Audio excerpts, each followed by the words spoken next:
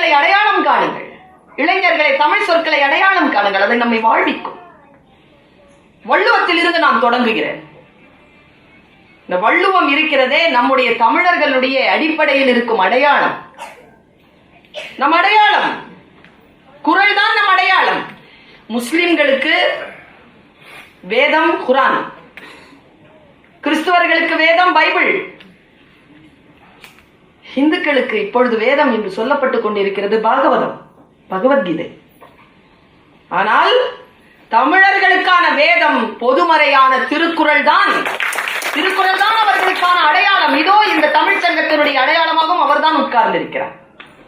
வள்ளுவன் தன்னை உலகினுக்கே தந்து வாழ்புகழ் கொண்ட தமிழ்நாடு. உலகுக்கே தந்தோம் நாம் அவனை. கல்வி சிறந்த தமிழ்நாடு, புகழ் கம்பன் பிறந்த தமிழ்நாடு. கம்பனை தந்திருக்கிறோம் நாம்.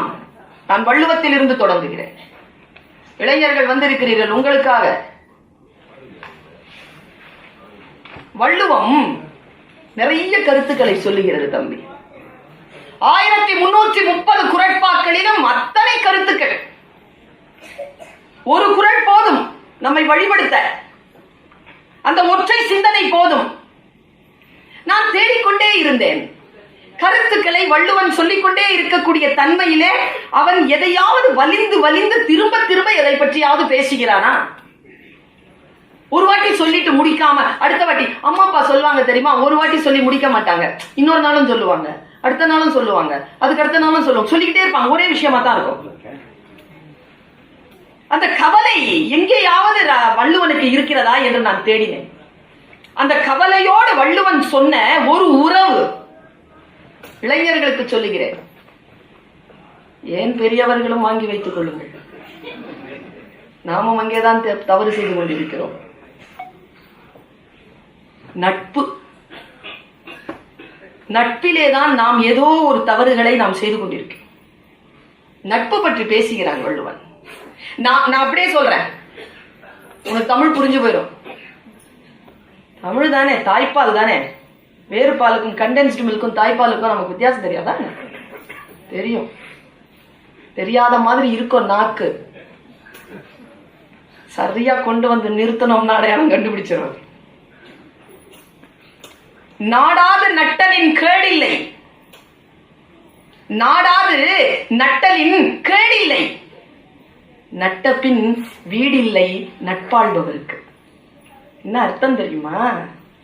ஆராய்ச்சி செய்யாமல் எந்த நட்பையும் நீ கொண்டு விடாதே. ஏனென்றால் அப்படி நட்பு கொண்டு விட்டால் அதை உன்னால் விட முடியாது என்று கவலைப்படுகிறான் வள்ளுவன். 5 குறட்பாக்கள், 5 அதிகாரங்கள், 50 குறள் கொடுக்கிறாங்க நட்புக்கு. நட்பு, நட்பாராய்தல், தீ நட்பு, கூடா நட்பு, பழமை, 5 அதிகாரம் கொடுக்கிறான். உறவுகளின் பால் அக்கறை கொண்டோம் நாம். அதனால் தான் வள்ளுவன் இதை பற்றி அடிக்கடி பேசுகிறான். நான் வள்ளுவனுடைய சிந்தனையில் அப்படி தூவிட்டு அடுத்த இலக்கியத்துக்கு போறேன். எனக்கு நேரம் குறைவுதான். சில பெரியவங்க இருக்காங்க, புத்திசாலிகள் இருக்கிறார்கள். உடை மாற்றும் தேவதைகள் என்று சொல்லி நான் ஒரு கவிதை வாசித்தேன். மேடையில் நடிக்கக்கூடியவர்களை, பேசக்கூடியவர்களை எல்லாம் நீங்கள் அங்கிருந்து இறங்கி போனதற்கு பிறகு அவர்களுடைய வாழ்க்கை முறையில் அவர்கள் எப்படி இருக்கிறார்கள் என்று பார்க்க வேண்டும். வாழ்க்கைக்கும் வார்த்தைக்கும் இடைவெளி இல்லாமல் வாழக்கூடியவர்கள் மிகச் சிலர் தான். வார்த்தைக்கும் வாழ்க்கைக்கும் இடையிலே வித்தியாசம் இல்லாமல் வாழ வேண்டும். அப்படி வாழ்ந்தால் நீ யார் என்று பேசுகிறான் வள்ளுவன். அதுவும் முக்கியமாக படித்தவர்களை பார்த்து பேசுகிறார். படிக்காதவர்களை பார்த்து அல்ல, படித்தவர்களை பார்த்து வள்ளுவன் பேசுகிறான். ஓதி. ரொம்ப பிடிக்கும் எனக்கு. குறள் நடுங்கி போயிருவேன் அந்த குறளை படிச்சேன். பெற்ற தாயானை சொல்கிறேன், ஒவ்வொரு முறை வாசிக்கின்ற பொழுது முதலிலே குலையிலே நடுக்கம் வரும் எனக்கு. ஏனென்றால் குழந்தைகளை சந்திக்கக்கூடிய ஆசிரிய பணியில் இருக்கக்கூடியவள் நான். மேடையில் பேசுவது என்பது என் தாயின் வரத்தினாலும், என் தந்தையின் அருளாலும், இறை அருளாலும், குரு அருளாலும் எனக்கு வாய்த்தது. நான் என் பணி இருக்கிறதே, அது என் ஜென்ம தாபம். நான் ஆசிரியை. அந்த குறள் நமக்கு இப்படி சொல்லுகிறது. பெரியவர்களே, நீங்கள் இந்த குறளை வாங்கி வைத்துக் கொண்டு போங்கள். ஓதி என்றால் வாசித்து, உணர்ந்து, வாசித்ததை பொருள் புரிந்து, ஓதி உணர்ந்து பிறருக்கு உரைத்து. நீ எதையெல்லாம் வாசித்தாயோ அதை உணர்ந்து அடுத்தவர்களுக்கும் அதை சொல்லிக் கொடுத்து. என்ன வார்த்தை பாருங்க, நடுங்கிறோம், காலில் இருந்து நிலம் ஒழுவிடும். ஓதி உணர்ந்து பிறருக்கு உரைத்து தான் அடங்கா பேதையில் பேதையர் இல். நீ படிச்ச, உணர்ந்துட்ட என்ன படிச்சன்னு, அடுத்தவங்களுக்கும் சொல்லிட்ட. நீ மட்டும் அதன்படி நடக்கலன்னா உன்னை விட பைத்தியத்திலையும் பைத்தியம் வேற யாரும் கிடையாதுன்ட்டான். ஓதி உணர்ந்தும் பிறருக்கு உரைத்தும் தான் அடங்கா பேதையில் பேதையர் இல் என்கிறார் வள்ளுவர். என்ன ஆழமான சுய தரிசனம் இது. இதுதான் தமிழ். தமிழ் நம்மை சுய தரிசனம் செய்ய வைக்கிறது. இன்னொரு குறள் இருந்தது பெரியோர்கள். நான் அப்படியே தெளித்துக் கொண்டுதான் போகிறேன். ஆழமாக பேசுவதற்கு நிறைய விஷயம் இருந்தாலும் எனக்கு ஒரு குறள்ல ஒரு சின்ன சந்தேகம் நான் உங்களுக்கு இன்னைக்கு சொல்றேன். உங்களுக்கு புரியுதான்னு பாருங்க. தன்னெஞ்சறிவது பொய்யற்க, அப்புறம் பொய்த்தபின் தன்னெஞ்சே. என்ன அர்த்தங்க? தன் நெஞ்சு தெரிய பொய் சொல்லாத. பொய் சொல்லிட்டா உன் நெஞ்சே உன்னை சுட்டு கொன்னுடும், புசிக்கிறோம். சரி, அப்போ ஒரு கேள்வி இருக்கு, இளைஞர்களுடைய கேள்வி. அப்போ தன் நெஞ்சு அறியாமல் பொய் சொல்லலாமா? வருது தானே? தன்னெஞ்சு அறிவது பொய்யற்க, பொய்த்தபின் தன்னெஞ்சே தன்னை சுடும் என்றால் என்ன அர்த்தம்? உன்னுடைய நெஞ்சறிய நீ பொய் சொல்லாதே. பொய் சொல்லிவிட்டால் உன் நெஞ்சமே உன்னை சுட்டு கொன்றுவிடும். அதுக்கு அது அல்ல அர்த்தம். என்ன அர்த்தம் தெரியுமா? நெஞ்சிற்கான இயல்பு என்ன தெரியுமா பெரியோர்களே? அதனுடைய இயல்பே அறிவதுதான். நீ என்ன செஞ்சாலும் அதுக்கு தெரியும். அதுக்கு தெரியாம நீ ஒன்னும் செய்ய முடியாது. தன் நெஞ்சு அறிவது, தள்ளி வச்சிரு. பொய்யற்க தனியானையது. ஃபர்ஸ்ட் இருக்கிறது ஸ்டேட்மெண்ட், அடுத்து இருக்கிறது ஆர்டர். தன்னெஞ்சு அறிவது பொய்யற்க, ஒருவேளை பொய்த்து விட்டால் அறிந்த அந்த நெஞ்சு உன்னை சுட்டுக் கொன்று விடும் என்று பேசுகிறான் வள்ளுவன். வள்ளுவனில் இருக்கக்கூடிய கேள்விகள் அவனுக்கான. எனக்கு ரொம்ப வள்ளுவனை ஏன் தெரியுமா பிடிக்கும்? எனக்கு பெரியவங்க புத்தி சொன்னா பிடிக்காதுங்க. உங்களுக்கு பிடிக்குமா என்னன்னு தெரியாது, பிடிக்கவே பிடிக்காது. வாசல்ல நிக்காத, ஏன் நின்னா பரு வரும். ஏன் குர்கா நிக்கிறானே அவனுக்கு வராதான்? கொஸ்டின் தானேங்க. எனக்கு கேள்வி வருது. வீட்டிற்கு ஒரு மரம் வளர்ப்போம், வீடு கொடு, வளர்க்கிறேன். கந்தையானாலும் கசக்கி கட்டு, காயும் வரைக்கும் விதை கட்ட. கொஸ்டின் இருக்குல்ல, சொன்னா அதபடி நடந்துக்க முடியுமா? மருந்து சாப்பிடும்போது குரங்க நினைக்காத, எப்படி நினைக்காம இருக்க முடியும்? சொல்லிட்டல நீதான், எப்படி நினைக்காம இருக்கிறது? இப்படிப்பட்ட அறிவுரைகள் எல்லாம் எரிச்சலா இருக்கும் எனக்கு. அதையெல்லாம் மீறியதனால் தான் வளர்ந்து நிற்கிறேன். போவாதனா போவேன், செய்யாதனா செய்வேன். கார்த்திக் இருக்கிறாரா என்று தெரியவில்லை. சுட்டபின் நெருப்பென்றும் தொட்டபின் பாம்பென்றும் பட்டபின் அறிவதே என் பழக்கம். வள்ளுவனை ஏன் தெரியுமா எனக்கு பிடிக்கிறது? இப்பொழுது இல்லை, 8-9 வயது இருக்கும் நான் வள்ளுவனை வாசிக்க தொடங்கி. நான் மனப்பாடம் செய்வதற்காக வள்ளுவனை வாசித்ததே கிடையாது. ஏன்னா மனப்பாடம் பண்ண விட 2 மார்க் தான் போடுவான் தமிழ் வாத்தி. 40 குறளை மனப்பாடம் பண்ண வச்சு அதுல 2 மார்க்குக்கு 3 குறளை கேட்டு அதை ஏதாவது 2 குறளை சொல்லு அப்படிம்பாங்க. அதுக்காக எல்லாம் வாசித்தவள் இல்லை நான். வள்ளுவனை பிடிக்கும் ஏன் தெரியுமா? பெரியவர்கள் தவறு செய்யக்கூடாது. பெரியவர்கள் தவறு செய்தால் பெருமாள் செஞ்ச மாதிரி நீங்க வேற. பெரியவன் தப்பு செய்த பெருமாள் செஞ்ச. கேள்விகளுக்கு பதில் சொல்லணுங்க. ஏன் பிரசாதத்தை இதுக்கு முன்னால சாப்பிடாத, பூஜைக்கு முன்னால பிரசாதத்தை சாப்பிடாத? ஏன்? என் கேசிகன் வந்திருந்தான். கேசிகன் இடத்தில் சொன்னேன் நான், முகந்து பார்க்காதே பூவை விளக்குக்கு வைக்க வேண்டும் என்றால் அப்பா. அவன் முகந்து பார்த்தான். இன்றைக்கு நீ கோழிக்கறி சாப்பிட்டு இருக்கிறாய், அதனால் சாமிக்கு வைக்கிறது முகந்து பார்க்காதே என்றான் அப்பா. ஆனால் அவன் நல்லவன், ஏன் என்று கேட்கவே இல்லை. நான் கெட்டவள், கேட்டிருப்பேன் நான், என் தகப்பன் சொல்லியிருந்தான். ஏன்? ஏன்னா அப்படி செஞ்சா என்ன ஆகும்? சாமி கண்ணை குத்திரும். ஒரு பையன் சொன்னா குத்தாது. அவன் எடுத்து அப்பதான் கொழுக்கட்டை சாப்பிட்டு இருக்கான் ஏற்கனவே. அவன் சொல்லிட்டான், நான் ஏற்கனவே ஒண்ணு சாப்பிட்டேன்ட்டான். பிரசாதத்தை சாப்பிடக்கூடாது, ஏன் சாப்பிட, சாமி கண்ணை குத்து குத்தாதுமான்ட்டான். டெஃபினட்டா சொல்றான் அவன் குத்தாதுன்னு. அவன் தான் சாப்பிட்டுருக்கான் ஏற்கனவே ஒண்ணு எடுத்து. விளக்கம் சொல்ல வேண்டும் பெரியவர்கள். வள்ளுவன் விளக்கம் சொல்லுகிறான், எனக்கு இதை செய்யாதே என்று சொல்லுகிறான். செய்தால் இது வரும். அப்படி புத்தியான தகப்பனுக்கு, அப்படி புத்தியான தாத்தனுக்கு நாம் அடங்கித்தானே நடப்போம். யாகாவராயும் நாகாக்க. கார்த்திக் சார் இதை கேட்கணும் மறுபடியும். யாகாவராயினும் எவ்வளா இருக்கட்ட நீ நாகாக்க. காவாக்கர் சோகாப்பர் சொல்லிழுக்கப்பட்டு, நீ எந்த சொல்லை சொல்லுகிறாயோ அந்த சொல்லால் உனக்கு இழுக்கு. நாக்கை காத்துக்கொள். ஏன் உண்டற்க கல்லை உணில் உண்க. சான்றோரால் மதிக்கப்பட வேண்டாம். சான்றோரால் நீ மதிக்கப்பட வேண்டாமா? குடிச்சுக்கோ. குடிக்காதே என்கிறான். குடிச்சா சான்றோரால் மதிக்கப்பட மாட்டேன்.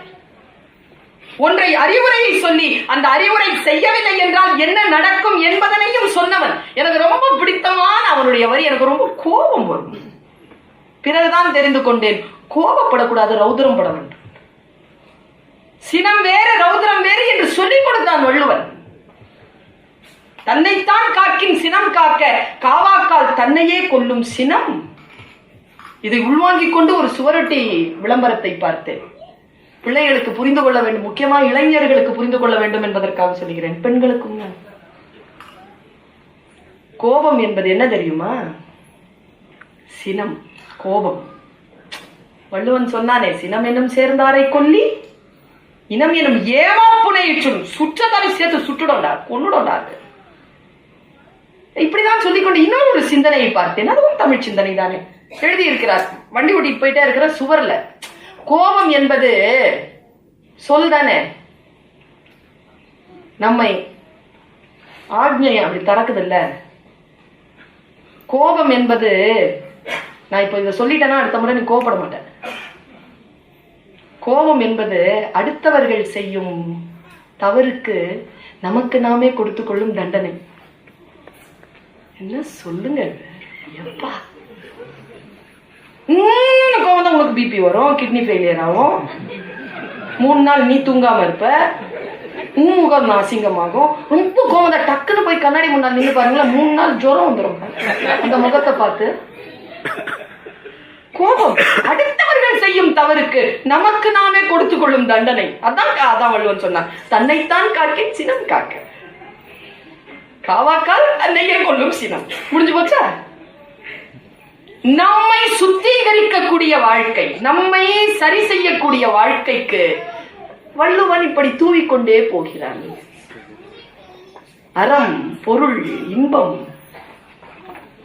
தொல்காப்பியரை பற்றி சொன்னீர்கள் ஐயா. தமிழன் தலை நிமிர்ந்து நிற்பதற்கு நிறைய காரணங்கள் உண்டு. உலகத்தில் மொழிக்கு 2 இலக்கணம் தான். ஒன்று சொல், இன்னொன்று எழுத்து. 2 இலக்கணம் தான். மொழி நமக்கு வாழ்க்கை, அதனால் பொருள் இலக்கம். அகம்புறம் என்கின்ற வாழ்க்கை, அதனால் நமக்கு பொருள் இலக்கம் தந்துவிட்டு போனார்கள். ஆனா இன்னைக்கு வறட்சி இருக்கிறது ஐயா. ஆசிரியருக்கு சொல்கிறேன், தமிழ்நாட்டில் கூட வளர்ச்சி இருக்கிறது. நான் இங்க பதிவு செய்வதற்காகவே சொல்கிறேன், இலக்கணம் சொல்லி தருவதற்கு இன்றைக்கு ஆட்கள் குறைந்து போனார்கள். அவர் விளையாட்டா சொன்னார், 2ஆம் கிளாஸ் குழந்தை 5 வருஷம் படிச்சவங்கள எழுத்து பிழை பாக்குதுன்னு. உண்மையா? நாம் இலக்கணங்களை விட்டு விட்டோம். நான் இங்கேயும் சொல்லுகிறேன், அவ்வளவு பிரமாதமாக பாடுகிறீர்கள். கொஞ்சம் உச்சரிப்பில் கவனம் இருந்தால் நீங்கள் உச்சத்தை தொடலாம்.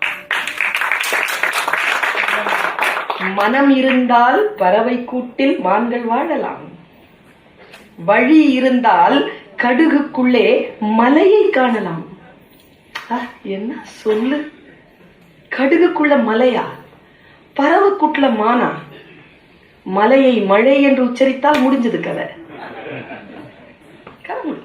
கொஞ்சம் சிரமப்படணும். தமிழ் அப்படித்தான், நாக்க போட்டு அப்படி விளையாடும் தமிழ். அதனால்தான் சொன்னேன், அடுத்தவர்கள் பாடினாலும் பேசினாலும் இன்பம் தருகிறது நமக்கு. சொல் அன்பிலார் எல்லாம் தமக்குரியர், அன்புடையார் என்பும் உரியர் பிறர்க்கு. உன் எலும்பு இருக்கு இல்லையா, அதாவது தோல் தரலாம், சதை தரலாம், நரம்பு தரலாம், எலும்பு தர முடியுமா? கடைசியா தானே மிச்சம், அதையும் தந்துருவாங்களாம் அன்புடையவர்கள். அன்புடையார் அன்பினார் எல்லாம் தமக்குரியர், அன்புடையார் என்பும் உரியர் பிறருக்கு. எலும்ப கூட கொடுத்துருவாண்டாங்க. என்ன சொல், சொல் மாற்றி சொல்லாமல் சொல்லின் மீது எவன் ஒருவன் கவனமாக இருக்கிறானோ வாழ்க்கை அவன் கால்களிலே வெற்றி மலர்களை தொட்டு செல்லும். அப்படி போட்டுட்டு போயிடும். சொல்தான். நாமக்கல் கவிஞர் இருந்தார், மனைவி, குழந்தை இல்லை. தன் தங்கையை திருமணம் செய்து கொள்ள சொன்னார். மூத்த மனைவி மாட்டேன் என்றார். 7 வருடம் போயிற்று. 7வது வருடத்தில் ஒரு நாள் சொன்னார், கல்யாணம் பண்ணிக்கோங்க நீங்க. அவளும் காத்திருக்கிறாள், குழந்ை இல்லை நமக்கு, தயவு செய்து திருமணம் செய்து கொள்ளுங்கள். நாமக்கல் கவிஞர் சொன்னார், நீ உயிரோடு இருக்கின்ற பொழுது நான் எப்படி இன்னொருத்தியை திருமணம் செய்ய?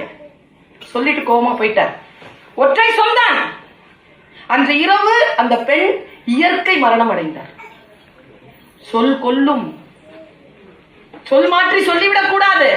பெண்கள் தான் ஏதோ சொல்லுகிறார்கள், உங்களுக்கு சுடுகிறது என்று பேசுகிறீர்களே ஆண்களே, நீங்கள் பேசினாலும் சுட்டுத்தான் போகிறது. சொல் சுடும். ஒற்றை சொல்லில் குடும்பத்தை தூக்கி நிறுத்தலாம், ஒற்றை சொல்லில் ஒன்றும் இல்லாமல் செய்யலாம். சொல் வலிமையானது. பாடகர்களிடத்திலும் பேச்சாளர்களிடத்திலும் சொல் வன்மை இருந்தால் அவர்கள் உச்சத்தை தொடுகிறார். சொல்லை புரிந்து கொண்டு.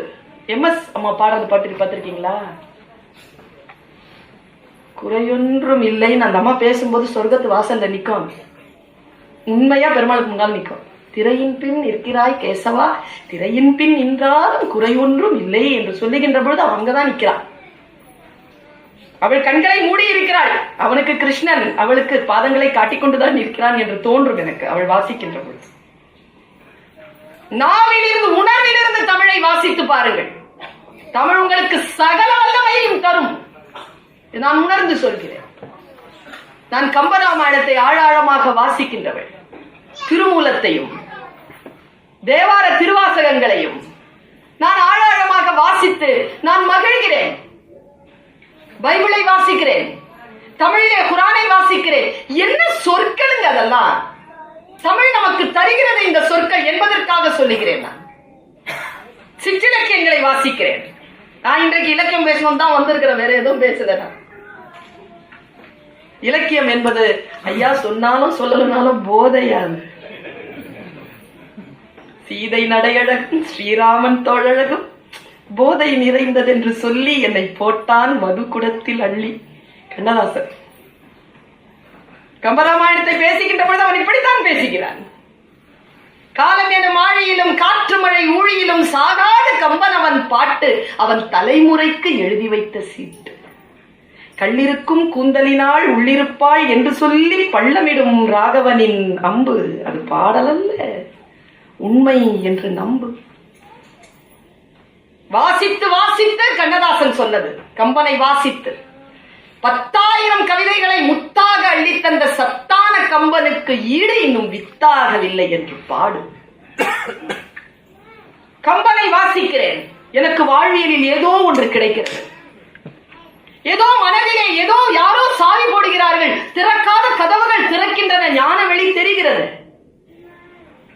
ஏதோ சில விஷயங்கள் உள்ளே வந்து இருக்கின்ற பொழுது, உள்ளே நிறைகின்ற பொழுது, சொற்களால் நிறைந்து வழிகின்ற பொழுது பொருள் புரிய தொடங்குகிறது.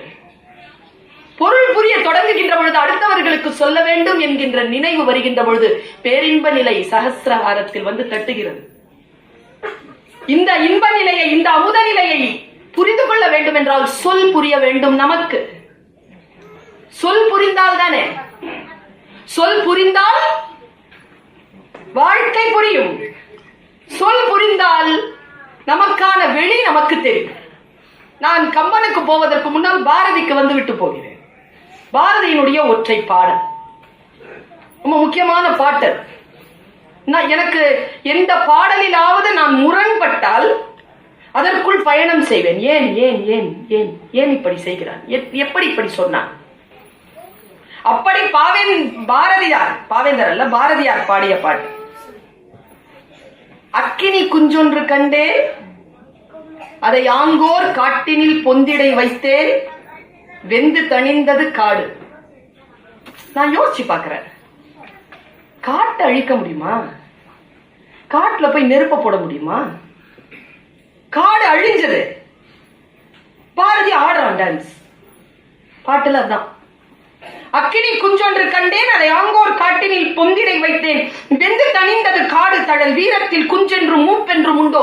தத்தரிகிட தத்தரிகிட தித்தோம், தத்தரிகிட தத்தரிகிட தித்தோம். எப்படி காட்டை அழிக்கலாமா? காட்டுல போய் நெருப்ப வைப்பானா கவிஞன்? அதான சொல்றான், அக்கினி குஞ்சொன்று கண்டேன், அதை ஆங்கோர் காட்டினில் பொந்திடை வைத்து வெந்து தணிந்தது காடு. அதல்ல பொருள். காக்கை குருவி எங்கள் ஜாதி, நீள் கடலும் மலையும் எங்கள் கூட்டம், நோக்கும் திசையெல்லாம் நாமன்றி வேறில்லை நோக்க நோக்க களியாட்டம். இப்படி பாடியவன் எப்படி நெருப்பு வைப்பான்? நீள் கடலும் மலையும் எங்கள் கூட்டம். இங்க எப்படின்னு தெரியலங்க, தமிழ்நாட்டுல ஜாதி வெறி இப்ப இந்தியா முழுக்க பரவு. தொண்டு செய்யும் அடிமை உனக்கு சுதந்திர நினைவோடா, பண்டு கண்டதுண்டோ அதற்கு பாத்திரமாவாயோ. சாதி சண்டை போச்சோ உங்கள் சமய சண்டை போச்சோ, நீதி சொல்ல வந்தாய் கண்முன் நிற்கும் அது போடா. பாரதி இப்படி பாடியவன் அக்கினி குஞ்சை போய் மரத்துல வைப்பானா? ஒண்ணும் இல்லைங்க. ஏற்கனவே ஒரு புரிதல் இருக்கிறது நினைத்துக் கொள்ளுங்கள் சகோதரரே. அது எப்படி தெரியுமா? அடர்ந்த காடு, புதர், சிந்தனை என்கின்ற தெளிவை, சிந்தனை என்பது ஐந்திரத்தில் ஐயா நெருப்பு. சிந்தனை நீர் அல்ல, சிந்தனை மண் அல்ல, சிந்தனை வெளி அல்ல, சிந்தனை நெருப்பு. அதனால் தான் சொன்னான், ஏற்கனவே உன்னுடைய புதராக புரியாமல் அடர்ந்து கிடக்கக்கூடிய உன்னுடைய சிந்தனையிலே அந்த வெளிச்சமான சிந்தனை என்கின்ற ஒரு நெருப்பு வந்து படுகின்ற பொழுது, ஏற்கனவே இருக்கக்கூடிய உன்னுடைய அறியாமை என்கின்ற அந்த காடு அழிந்து வெட்ட வெளி தெரிகிறது. வெட்ட வெளி தெரிகின்ற பொழுது ஞானம் புரிந்து போகிறது. சிதம்பர ரகசியமே அதானே. இப்படி திறந்து இப்படி மூடிடுறாங்க, வெளிதானே. வெளி புரியணும்னா அக்கினி வரணும். அக்கினி சாம்பல் ஆக்கினா தான் வெளி, இல்லைன்னா புதர் தான், முள் தான். அதிலிருந்து நம்மை நாமே காப்பாற்றிக் கொள்வதற்காக சொல் நம்மை வந்து சேர்கிறது. அந்த சொல் தமிழ் தருகிறது. என்ன தெரியுமா? ரொம்ப கொடுத்து வச்சவங்க நாமெல்லாம் தமிழர்களை பிறந்துட்டோங்க. நான் ஒண்ணு சொல்றேன், காமாட்சி அம்மாட்ட பேசிட்டு இருந்தேன். அம்மா சொன்னாங்க, இந்தியர்கள் இல்லை நாம், இதற்கு மேலும் தமிழர்கள். இந்த அடையாளத்தை வலுப்படுத்துங்கள் இந்த மலேசிய திருநாட்டில். அப்பொழுதுதான் நம் தலைமுறைக்கான நன்மை நமக்கு முழுமையாக வந்து சேரும். இல்லைன்னா கோட்டால அடிச்சுட்டு போயிடுவாங்க. முழுக்க கிடைக்கணும் என்றால் ஒன்றுபட்டு நில்லுங்கள். யாராக இருந்தாலும் சரி, எந்த ஜாதிக்காரனாக இருந்தாலும் சரி, தமிழர்களாக ஒன்றுபட்டு நில்லுங்கள். ஒன்றுபட்டு நிற்கின்ற பொழுதுதான் நம்முடைய வலிமை இந்த உலகத்திற்கு நாம் சொல்ல முடியும் என்கின்ற அத்தியாவசியத்தில் இருக்கின்ற பொழுது சொல்லுகிறேன், மொழிதான் நமக்கான அடையாளம். சொல்றான் பாருங்க, தமிழ் சிந்தனையில் தமிழ் சான்றோன் கணியன் பூங்குன்றன் சொல்லிவிட்டு போனது, தீதும் நன்றும் பிறர் தர வாரா. முடிஞ்சது. மற்றவங்களால் வராது, பிறர் தர வராது. வாரா என்பது இருகெட்ட எதிர்மறை பெயரச்சம். வாராது, வாராது அல்ல, எதிர்மறை பெயரச்சம் அல்ல. வாரா, வாரானா வாரா. நடத்தான் நின்றான் தான் நடத்தி நின்றான். பன்மை நினைவு. வராது. யோசித்து பார்க்கிறேன். அடுத்தது சொல்றாங்க, ஒன்னொன்னும் சொல்றாங்க. அந்த பாட்டு தயவு செஞ்சு உங்கள் வீடுகள்ல நல்லா டைப் பண்ணி பெருசா நம்ம பிள்ளைகள் வாசிக்கிற மாதிரி எழுதி போடுங்க. இது போடுங்க போதும். கணியன் பூங்குன்றனுடைய இந்த பாட்டு அப்படியே வருதுங்க பாட்டு. அடுத்த அடுத்த அடுத்த அடுத்த வரிகள்ல வந்து, ஏங்க வாழ்க்கைன்றது ரொம்ப இனிமையானது இல்ல, சாவது புதிதன்று. செத்து போறதெல்லாம் புதுசு கிடையாது. எப்படிங்க? அரபி நாட்டுல தலையில ஒருத்தன் அந்த இது வச்சுக்கிட்டு குல்லா வச்சுக்கிட்டு அந்த இது போட்டுட்டு இருக்கிறான். நான் கேட்டேன், என்னது இதுன்னு. அவன் சொல்றான், அவன் செத்தா போத்துறதுக்கான துணியா அது அவன் தலையிலேயே கட்டி வச்சிருக்கான். யாராவது தப்பு செஞ்சா இழுத்து அடிக்கிறதுக்கு அந்த சாட்டை. நான் சொன்னேன், அவன் தப்பு செஞ்சா அவனையும் அடிச்சுப்பானான்னு கேட்டேன். அது கூட வாய்ப்பு இருக்குன்னாங்க. ஆனா யாரும் செய்யறதில்ல. அதுக்குதான் அதை வச்சிருக்கிறாங்க, செத்தா உடனே துணி போட்டு மூடுறதுக்கு. மரணத்தை பக்கத்திலேயே உணர்வது. சாவது புதுதன்று, புதுசு கிடையாது செத்து போறது. அதனால் வாழ்ந்தோம் என்று இனிதன்று. ரொம்ப வாழ்ந்தெல்லாம் சொல்லிட்டு பார்க்காத, அதுவும் ரொம்ப சூப்பர்லாம் கிடையாது, அப்படியே பேலன்ஸ் பண்ணிட்டு போ. இப்படி சொல்றாங்க. அவன் கடைசியா முடிக்கின்ற பொழுது ரெண்டு பாயிண்ட்டுங்க, ரெண்டே விஷயம். தலையில் அடிப்பது போல் சொல்லிவிட்டு போனான். ரெண்டே விஷயம். பெரியோரை வியத்தலும் இளமே, சிறியோரை இகழ்தல் அதனினும் இளமே. பெரியவர்களை வியக்காத, ஏனென்றால் நீ வியப்பதற்காக அவர்கள் பெரியவர்களாக இல்லை. நச்சினார்க்கினியர் இப்படி சொல்வார். நீ பெரியவர்கள் நீ பாராட்டணுங்கிறதெல்லாம் அவங்க பெரியவங்களா இல்ல. பெரியோரை வியத்தலும் இளமே, அதை விட சிறியோரை இகழ்தல் இளமே. அதை விட பெரியவர்களையாவது வியந்து விடலாம், சிறியவர்களை நீ அதை விட கெட்ட வார்த்தையில எதுவும் சொல்லிடாத, இகழ்ந்துடாத. இப்படி சொல்கிறது அந்த பாட்டு. நான் யோசிக்கிறேன், நாம் எதில் பின்தங்கி இருக்கிறோம் என்று அவர் திரும்ப திரும்ப சொல்கிறார். நான் இப்படி யோசிக்கிறேன் ஆசிரியர், அது சரியா என்று பாருங்கள். நம் பெருமை நமக்கு தெரியாமல் இருப்பதுதான். நம் பெருமை நமக்கு தெரியல. குழந்தைகளுக்கு அதை சொல்கிறேன், கொண்டாடுங்கள் குழந்தைகளை. உங்களிடம் எது இருக்கிறதோ அதை கொண்டாடுங்கள். ஏனென்றால் உங்களிடம் இருப்பது உலகத்தில் வேறு யாரிடத்திலும் இல்லை. அதுதான் உண்மை. நான் ஒரு பாட்டோடு நிறைவு செய்கிறேன், நேரம் ஆகிறது. ரொம்ப அழகான பாட்டு. நான் இப்பதான் கிளாஸ் நடத்திட்டு இருந்தேன். ரொம்ப அழகான பாட்டு. குறத்தி மலைவளம் சொல்கிறாள். நமக்கு கொண்டாட தெரியாது தெரியுமா? சில பேர் கொண்டாடி பேசுவாங்க. நாம் குழந்தைகளாக இருக்கின்ற பொழுது நாம் கொண்டாடி கொண்டுதான் இருந்தோம். நான் யோசிச்சு பாருங்க, நமக்கு பல் தீட்டுறதுக்கு ஒரு புது பிரஷ் வாங்கி கொடுத்தாலே எவ்வளவு கொண்டாடணும் சின்ன வயசுல. இப்ப குழந்தைகளை நீங்க மகிழ்ச்சி படுத்திருங்க பாப்போம்.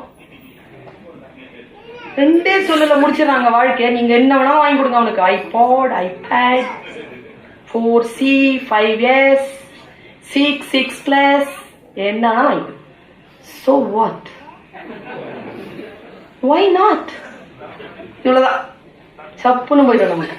நாம உயிரை கொடுத்து வாங்கிட்டு வந்திருப்போம், அது முகத்துல ஒரு சின்ன சிரிப்பை பாக்குறதுக்கு. What mama, this okay? Okay. I have some work. I'll meet you after 20 minutes. Hey, எனக்கு கிடைக்கலையே, நான் ஏங்கனே. ஏங்கனா எங்க அம்மா அப்பாவை பார்த்துட்டு இருக்கிறேனே. ஏக்கம் இல்லாமல் இருக்க வேண்டும் என்று உனக்கு நான் தருகிறேன், என்னை திரும்பி கூட பார்க்க மாட்டேன் என்கிறாயே. குழந்தைகளுக்கு கொண்டாட சொல்லித்தாருங்கள். குறத்தி மலைவளத்தை கொண்டாடுறா பாருங்க, எப்படி கொண்டாடுறா. எதையும் ஒரு நிலையிலே அடுத்த நிலையிலே எடுத்து பேசுவது இறைவனுக்கு ரொம்ப பிடிக்கும். எது தெரியுமா? இறைவனை புகழ்வது இறைவனுக்கு பிடிக்கும், ரொம்ப பிடிக்குங்க இறைவனுக்கு. இறைவனை புகழணும், அது இறைவனுக்கு ரொம்ப பிடிக்கும். அது வழிபாடுன்னு பேரு. நாம் நிறைய பிச்சை தான் எடுக்கிறோம். வேட்கை எங்க? இறை வேட்கை தானே. வழிபாடு எங்க நடத்துறோம்? எல்லாம் எங்க பாலராயன் தான் சொன்னாரு. எல்லாமே வெளியில கோயில்லையும் மஸ்ஜித்லயும் ஏன் பிச்சைக்காரங்க வெளியில நிக்கிறாங்க? உள்ள ஓவர் கிரௌடம், அவங்க வெளியில இருக்கிறாங்க. உள்ள வழிபாடு யாரும் நிகழ்த்துவதில்லை. எல்லாம் அவ வளம் சொல்றா பாருங்க, குறத்தி வளம் சொல்லுகிறாங்க. அவங்க ஊர்ல குரங்குங்க, குரங்கு குரங்கு எப்படி சொல்ற பாருங்க. தமிழ் அப்படிதாங்க, பாராட்டும், மனம் திறந்து பாராட்டும். எங்க ஐயா கிருபானந்த வாரியார் பாராட்டினது மாதிரி. உங்களுக்கு தெரியும் தானே கிருபானந்த வாரியார் ஐயா பாராட்டினது? முருகப்பெருமானாரின் தந்தையார் யார்? ஒருத்த சிவாஜின்னு சொன்னாங்க. அவனுக்கு பரிசு கொடுத்தாங்க. அப்போ திட்டினாங்க கூட இருந்தவங்க. நடிப்பு ஆட்கள் பேரெல்லாம் சொல்றதுக்கு சாமி பிரைஸ் கொடுக்குறாரு. போடா, குழந்தை என்ன மரியாதை தெரிஞ்ச குழந்தை தெரியுமா? பாருங்களேன், காந்திய காந்தின்னா சொல்றோம், காந்திஜின்னு சொல்றது இல்ல. நேருவை நேருனா சொல்றோம், நேருஜியே சொல்றது இல்ல. அப்படி லார்ட் சிவாவை சிவான்னு சொல்லாம சிவாஜின்னு சொன்னாம, அதுக்குதான் அவனுக்கு பாராட்ட கத்துக்கிறவங்க. இருக்கிறத பாராட்டுறது இருக்குல்ல, இருக்கிறத வியந்து பாரு. குரங்கு குரங்க பாராட்டுறா பாருங்க. ஆண் குரங்கு இருக்குல்ல, அது பெண் குரங்கு கிட்ட போய் பழத்தை கொடுத்து கொஞ்சுதான். குரங்குதான் புடுங்கி தானே சாப்பிடும், அங்க புடுங்கல, கொஞ்சுதான். அது அசால்ட்டா வாங்கி சாப்பிடுது. எது அந்த குரங்கு அசால்ட்டா வாங்கி சாப்பிட்ட உடனே கீழெல்லாம் சிந்துது. கவனம் இல்லாம சாப்பிடுது, ரொம்ப திமிர்ல செல்லத்துல. கீழே சிந்துது இல்ல, சிந்துற அந்த அந்த பழுது இருக்குல்ல, சிந்துற அந்த கோது எனக்கு தாயேன் எனக்கு தாயேன்னு வானத்துல இருந்து தேவர்கள் வந்து கியூல நிக்கிறாங்களாம். இப்படி பாடுறாங்க. வானரங்கள் கனி கொடுத்து மந்தியோடு கொஞ்சும், மந்தி சிந்தும் கனிகளுக்கு வான் கவிகள் கெஞ்சும். காணவர்கள் விழி எறிந்து வானவரை அழைப்பர், ககன சித்தர் வந்து வந்து காய சித்தி உழைப்பர். தேனருவி திரை எழும்பி வானின் வழி ஒழுகும், செங்கதிரோன் பரிக்காலும் தேர்க்காலும் வழுகும். கூணலிலம் பிறை முடித்த வேணி அலங்காரர், சிறிகூட மலை எங்கள் மலை என்று பாடுகிறார். என்ன அழகுங்க! காணவர்கள் அப்படி பாப்பானுங்களாம். உடனே சித்தர்கள் ஓடி வந்து அவன் பார்வைக்கு பயந்து காய சித்தியை விளைச்சிட்டு போவாங்க. மேல இருந்த ஆறு அந்த அருவி தண்ணி கீழே விழுந்து, அருவி இனிமேல் தண்ணிக்கு வீழ்ச்சிக்கு நீர் வீழ்ச்சின்னு சொல்றான்.